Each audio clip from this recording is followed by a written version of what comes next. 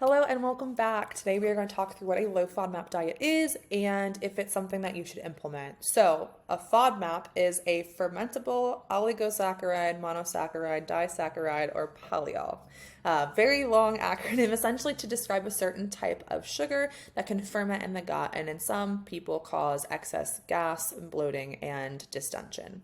Now, oftentimes when you go to a GI doctor and you're complaining of those things, constipation, diarrhea, bloating, distension, gas, any of those, they recommend going on a low FODMAP diet for 2 weeks and then adding foods back in. It is a very common elimination diet to be put on. Here is where it gets a little bit tricky.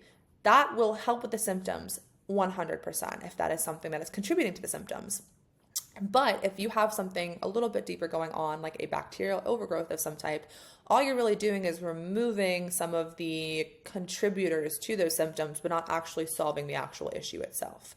So, yes, will that help with symptoms in many people? Absolutely. You might feel better when you remove those foods from the diet, but you might go to re-add them back in and notice that symptoms don't really change all that much. They come back, you still have those same problems because you have specific overgrowths going on.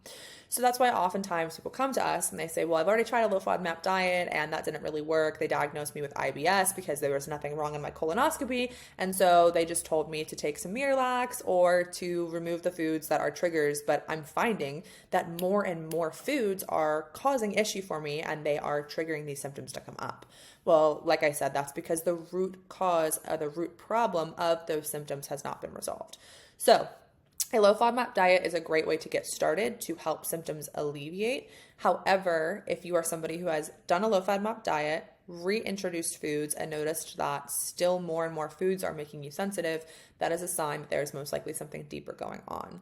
In order to investigate that, you can do a myriad of things from reaching out to a coach like ourselves who can help you interpret symptoms, doing a stool test like a GI map to see what in particular is going on, or going through your doctor and ordering a SIBO breath test to see if SIBO is the culprit.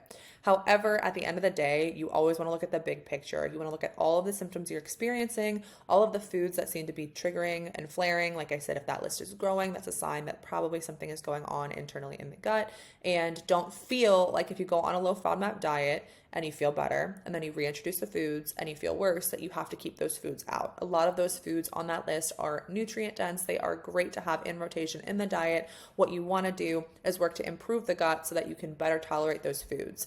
That being said, there very well may be some foods on that list that in larger quantities still cause gas, and that is completely normal.